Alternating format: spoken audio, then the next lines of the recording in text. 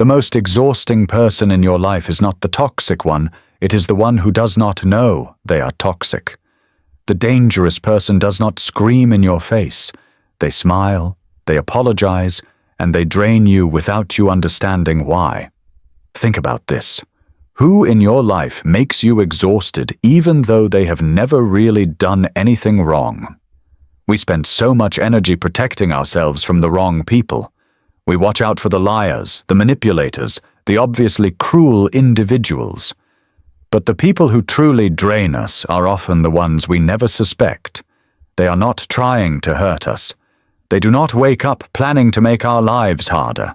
Yet somehow, after every interaction with them, we feel empty, confused, and utterly exhausted. These are not the villains of our story. They are the people carrying storms inside themselves, storms they do not even know exist. And when we get close to them, we get caught in the weather they cannot control. This video explores 6 types of people who unintentionally cause harm. They are not evil. They are simply unconscious. And that unconsciousness becomes your burden if you do not recognize it. But here is the most important question. As you watch this, do not just think about others. Ask yourself if you might be carrying one of these patterns yourself. Because the truth is, we all have shadows. The only question is whether we are willing to see them. Before we dive into the 6 types, we need to understand the mechanism that makes these people so dangerous. It is not about bad intentions. It is about something far more subtle and far more destructive. Human beings cause harm primarily through unconsciousness. When someone does not understand their own pain, their own darkness, their own psychological patterns, they cannot help but spread that chaos to others. They have unprocessed trauma, unacknowledged fears, and unexamined beliefs that operate like invisible programs running in the background of their minds. When internal chaos goes unprocessed, something interesting happens. The person needs an external object to attach to, something or someone to absorb all that unresolved energy. And if you are close to them, that someone becomes you. The consequences are predictable. You feel tired for reasons you cannot explain. You start taking responsibility for emotions that are not yours. You get pulled into psychological scripts that have nothing to do with your actual life. You become a character in their unconscious drama, playing a role you never auditioned for. Now let us explore the 6 types. Pay attention not just to recognize them in others, but to catch any traces of these patterns in yourself. The unconscious manipulator. This person is always the victim. Every emotion they feel becomes your responsibility. Every bad mood they have requires you to explain yourself, to comfort them, to apologize for things you did not do. The psychological mechanism here is projection. They have pain they have not healed, wounds they have not processed, and instead of dealing with these directly, they project them onto you. You become the screen onto which they cast all their unresolved suffering. They are sad, so you must have done something wrong. They are angry, so you must have hurt them. The actual source of their emotions remains hidden, even from themselves. Here is what this looks like in real life. They feel upset, and suddenly you are responsible for fixing it. They feel hurt, and you must be the one who caused it, even when you did nothing. Every conversation becomes about managing their emotional state. You walk on eggshells, constantly monitoring their mood, constantly adjusting your behavior to keep them stable. The exhaustion comes from carrying 2 sets of emotions, your own and theirs. You lose track of where you end and they begin. Your energy goes into managing their inner world instead of living your own life. To protect yourself, you must practice emotional separation. Learn to say internally, "This is their emotion, not mine." Establish clear boundaries around your time and energy. Stop explaining yourself so much. Stop taking responsibility for their feelings. It feels harsh at first, but it is essential for your survival. The persona bearer. This person never gets angry, never makes mistakes, never shows you who they really are. They are always appropriate, always polite, always perfectly composed. But there is no soul in it. They are performing rather than being. The danger here is subtle. When someone refuses to be real, they force you to be fake as well. Relationships become theater. Conversations become scripts. You start monitoring yourself constantly, making sure you are playing your part correctly in this performance of normalcy. In real life, this might be the coworker who always smiles but speaks like a robot, the partner who seems perfect but never shares anything real, the friend who is always pleasant but never vulnerable. They create a social stage where authenticity is not allowed. The exhaustion comes from the constant performance. You can never relax. You can never just be yourself. Every interaction requires you to wear a mask because they are wearing one, and the unspoken rule is that both of you must pretend everything is fine. To protect yourself, request real communication. Say, "I want to know how you actually feel." Do not let yourself get pulled into the social theater. It is okay to be the one who breaks the performance, who refuses to play along with the fakeness. The repressed shadow owner, this person is calm, too calm, until they are not. They are very reasonable, very composed, very controlled. Then they explode over something tiny. They are extremely moral in public, extremely judgmental in private. They react with overwhelming intensity to minor issues. The psychology here involves repression. They have pushed down all their darkness, all their anger, all their messiness. They have created an idealized version of themselves and forced themselves to live up to it. But the shadow does not disappear just because you ignore it. It builds pressure, and eventually it explodes. You are living in an emotional minefield. You never know what will trigger them. A small comment can detonate years of repressed rage. A minor mistake can unleash a torrent of judgment. The intensity of their reaction never matches the situation because they are not really reacting to you. They are reacting to everything they have been pushing down. Real-life examples are everywhere. The boss who is usually polite but erupts in fury over a small error. The family member who maintains a nice exterior but holds grudges for years. The friend who seems easygoing until one day they cut you off completely over something minor. The exhaustion comes from hypervigilance. You are constantly scanning for danger, trying to predict what will set them off, walking carefully to avoid detonating the mines. Your nervous system stays activated because you never feel safe. To protect yourself, maintain emotional distance.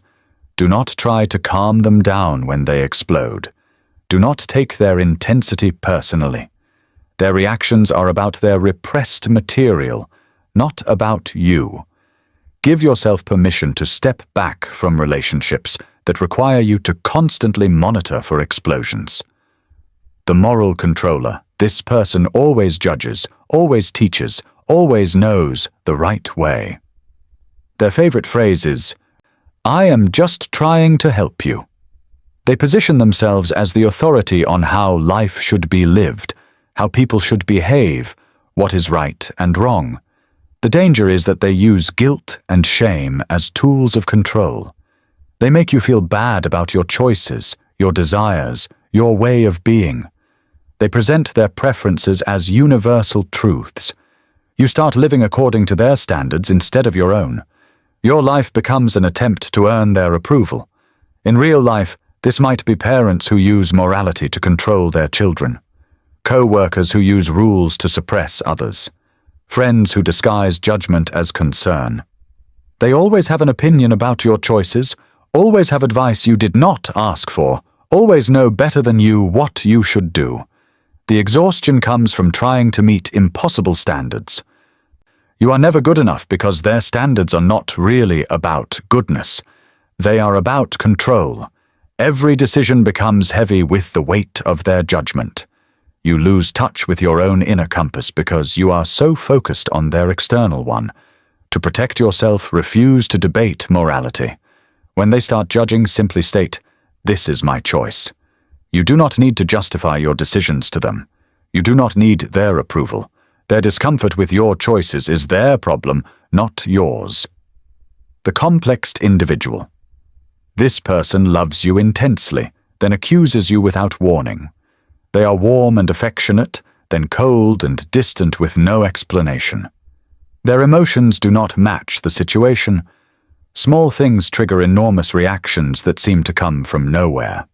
The psychology involves emotional complexes, clusters of unprocessed feelings from the past that get activated in the present. They are not really responding to you. They are responding to someone from their history, some old wound that you unknowingly touched. But since they are unconscious of this, they make it about you.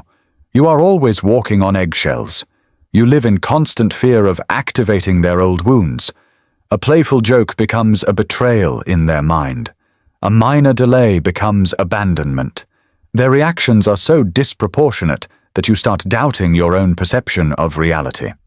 Real-life examples include the partner who interprets small disappointments as major betrayals, the friend who takes innocent comments as deep insults, the family member whose reactions never quite fit the situation because they are really reacting to something from 30 years ago. The exhaustion comes from emotional unpredictability. You cannot trust that normal interactions will have normal responses. You are constantly on guard, constantly trying to avoid triggering something you cannot see or understand. Your nervous system never rests. To protect yourself, refuse to take responsibility for their emotional reactions. Their feelings are real, but they are not about you. Limit the amount of time you spend in their emotional field. Stop trying to prevent their triggers. You cannot heal their wounds for them. The psychic vampire. This person always needs you, always suffers, always wants you to save them. They have an emergency every week. They have a crisis every day. And somehow, you are always the one who must fix it. The danger is not that they take your blood. They take your life force. They drain your energy, your time, your emotional resources. And when you finally try to create some distance, they make you the villain. Suddenly you are selfish, cold, abandoning them in their time of need. In real life, this is the partner who cries to keep you from leaving. The friend who always has problems and always needs help. The family member whose needs are always urgent and always your responsibility. They are bottomless pits of need, and no matter how much you give, it is never enough. The exhaustion is complete. Every interaction leaves you depleted. You have no energy left for your own life because all your energy goes into managing theirs. You feel guilty for wanting space because they have made their survival your responsibility. To protect yourself, set strict limits on time and space. Stop explaining yourself so much. When they accuse you of abandonment, do not defend. Simply hold your boundary. Accept that they might be angry in the short term. Their anger is the price of your survival, and it is a price worth paying. All 6 of these types share something in common. They lack self-awareness. Their unconscious runs their life.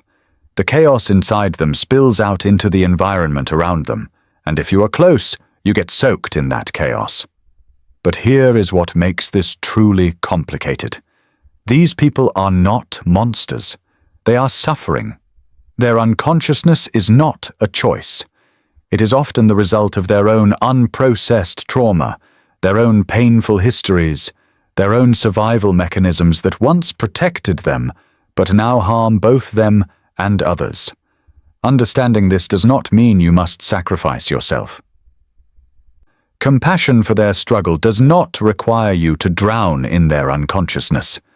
You can feel sorry for someone and still protect yourself from them. You can wish them well and still maintain firm boundaries. You can understand why they are the way they are and still choose not to be their emotional support system. The hard truth is that you cannot heal people who do not know they need healing. You cannot make unconscious people conscious. That work must come from within them. All you can do is recognize the patterns, name what is happening, and make conscious choices about how much of yourself you are willing to give. Let us go deeper into why these patterns are so draining. When you interact with unconscious people, you are essentially managing two realities at once. There is the surface reality, what is actually happening. Then there is the psychological reality, the invisible drama playing out in their unconscious that has nothing to do with the present moment. The unconscious manipulator is not really responding to you. They are responding to every person who ever made them feel unsafe. The persona bearer is not performing for you specifically.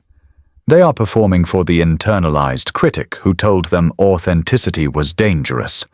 The repressed shadow owner is not angry at you. They are angry at themselves for having needs and desires they judge as unacceptable. The moral controller is not trying to help you. They are trying to control the chaos they feel inside by controlling everything outside. The complex individual is not hurt by your action. They are hurt by something that happened long before they met you. The psychic vampire is not draining you on purpose. They never learned how to generate their own energy, so they have to take it from others. When you understand this, you realize that the exhaustion you feel is not really about you. It is about being pulled into psychological scripts that were written long before you arrived. You become an actor in a play you did not audition for, speaking lines that make no sense, playing a role that has nothing to do with who you actually are. This is why boundaries are not just helpful, they are essential. A boundary is not a wall. It is not about shutting people out or being cold. A boundary is a clear statement of where you end and another person begins. It is a refusal to merge your psychological space with theirs. It is a commitment to not taking on emotions, responsibilities, and dramas that do not belong to you. But setting boundaries with unconscious people is difficult because they experience boundaries as attacks. When you stop managing their emotions, they feel abandoned. When you stop explaining yourself, they feel dismissed. When you create space, they feel rejected. They cannot see that you are protecting yourself because, from their perspective, you exist to serve their needs. This is where guilt becomes your enemy. Unconscious people are often brilliant at making you feel guilty for having boundaries. They will cry, rage, sulk, or withdraw. They will tell you that you are selfish, cold, or cruel. They will make you feel like you are doing something wrong by taking care of yourself. The guilt is a trap. It keeps you bound to their unconscious needs. It keeps you playing the role they assigned you in their internal drama. Breaking free requires you to tolerate their discomfort and your own guilt. It requires you to understand that their upset is not your responsibility. Here is a crucial insight. The most dangerous thing about unconscious people is that they make you doubt your own reality. They are so convinced of their version of events, so certain that their emotions are your fault, that you start questioning yourself. Maybe you are too sensitive. Maybe you are overreacting. Maybe you should try harder. Maybe you are the problem. This is called gaslighting, but in these cases, it is often unintentional. They are not deliberately trying to confuse you. They are just so lost in their own unconscious patterns that they cannot see anything else. Their reality is the only reality they know, and when you disagree, they genuinely believe you are wrong, bad, or broken. Protecting yourself from this requires developing a strong sense of your own reality. You need to know what you feel, what you perceive, what you experience, independent of their interpretation. You need to trust yourself more than you trust their version of you. This is harder than it sounds because if you grew up around unconscious people, you learned early to doubt yourself. Now let us talk about something uncomfortable. The possibility that you might be one of these types. Most of us have engaged in some of these patterns at some point. The question is not whether you have ever been unconscious. The question is whether you are willing to become conscious. Can you recognize when you are projecting your emotions onto others? Can you notice when you are wearing a mask instead of being real? Can you feel the pressure building before you explode?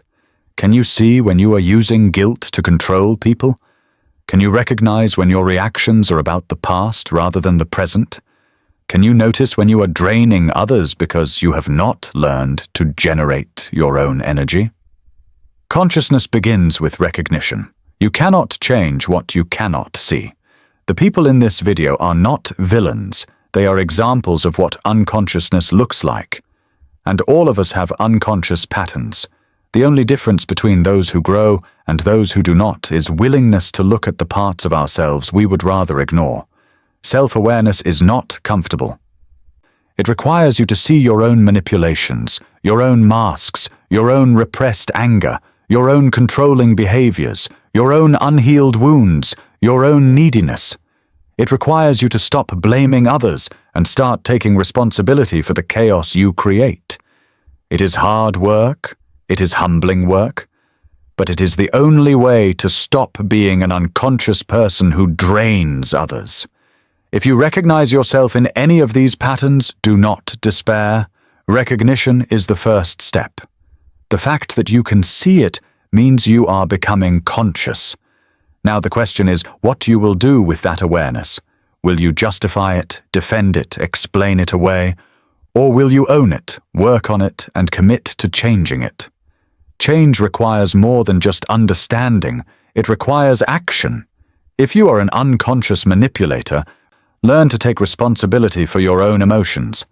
If you wear a persona, practice vulnerability. If you repress your shadow, find safe ways to express your darkness. If you control through morality, learn to tolerate other people's choices. If you are driven by complexes, do the work to heal your past. If you are a psychic vampire, develop your own sources of energy. This work is difficult. It often requires therapy, deep self-reflection, and a willingness to feel uncomfortable for a long time. But it is possible. People change when they become conscious. They stop draining others when they start dealing with their own internal chaos. They stop creating storms when they learn to weather their own emotions. Let us return to the original question.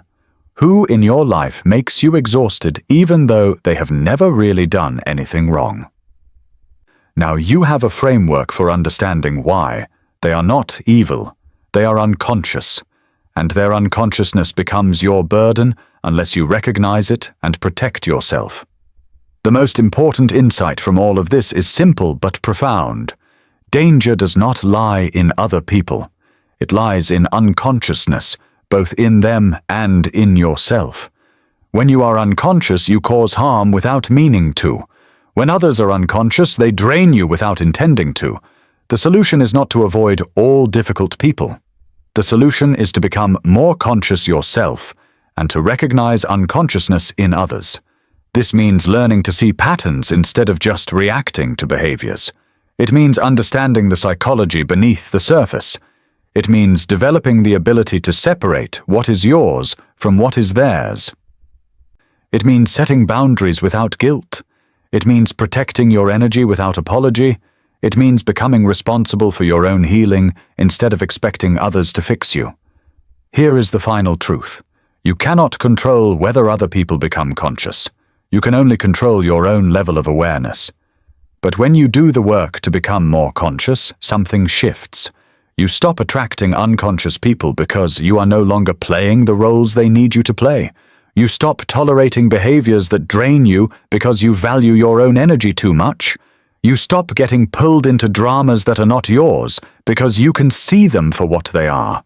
Consciousness is contagious, but so is unconsciousness. Choose carefully which rooms you enter, which energy you absorb, which patterns you participate in. Your life is too valuable to spend it managing other people's unconscious chaos. Your energy is too precious to give away to those who cannot appreciate it. Your peace is too important to sacrifice for people who do not even know they are destroying it. Do not let yourself be pulled into the psychological scripts of others. Recognize the patterns. Name what is happening. Set clear boundaries. And when necessary, walk away. You are not required to save people from themselves. You are not responsible for healing wounds you did not create. Your job is to become conscious yourself and to protect that consciousness from those who would drain it. The 6 types we explored are not diagnoses. They are descriptions of patterns. Human beings are complex. We all contain multitudes. Someone might be the persona bearer at work and the psychic vampire at home. Someone might be the moral controller with their children and the repressed shadow owner with their partner. These patterns shift and change depending on context, stress level, and how much work we have done on ourselves. The point is not to label people and dismiss them. The point is to develop the ability to recognize unconscious patterns so you can protect yourself, and, if you find these patterns in yourself, so you can change them. This is about liberation, both yours and theirs. When you stop playing along with unconscious patterns, you free yourself from exhausting relationships. And sometimes your refusal to participate wakes the other person up. Not always. Some people will never become conscious. They will live their entire lives driven by patterns they do not understand, creating chaos they cannot see, draining people they claim to love. That is their journey.